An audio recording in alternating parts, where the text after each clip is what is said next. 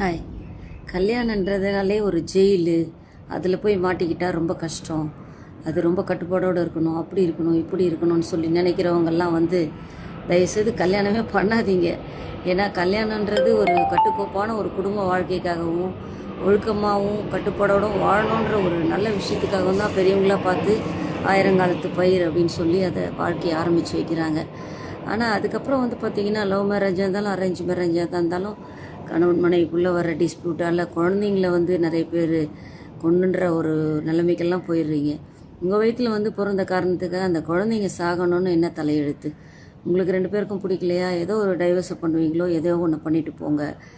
பெண்ணும் ஆண் மேலே வீணாக சந்தேகப்படுறது அந்த மாதிரி எதுவும் இருக்கக்கூடாது. ஆண் மேலே பெண்ணும் சந்தேகப்படக்கூடாது, பெண் மேலே ஆணும் சந்தேகப்படக்கூடாது. இது பேசி தீர்த்துக்கலாம்.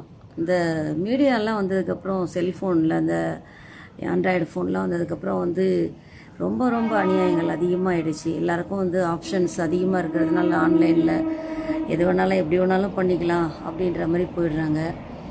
இந்த தவறான பழக்க வழக்கங்களாலேயும் கடன்களாலேயும் உங்கள் 2 பேருக்குள்ள பேரண்ட்ஸ்குள்ளே இருக்கிற சண்டைகளாலேயும் குழந்தைங்களோட உயிரை எடுக்கிறது எந்த வகையில் நியாயம்? அவங்களுக்கு பிடிக்கலாம் எத்தனையோ ஆசிரமங்கள் இருக்குது, அவங்கள வளர்க்க எத்தனையோ பேர் தயாராக இருக்காங்க. அந்த மாதிரி ஆளுங்கக்கிட்டையாவது விட்டுட்டு போகலாம். நம்ம படுற கஷ்டத்துக்காக அவங்கள தண்டிக்கிறது ரொம்ப தப்பு.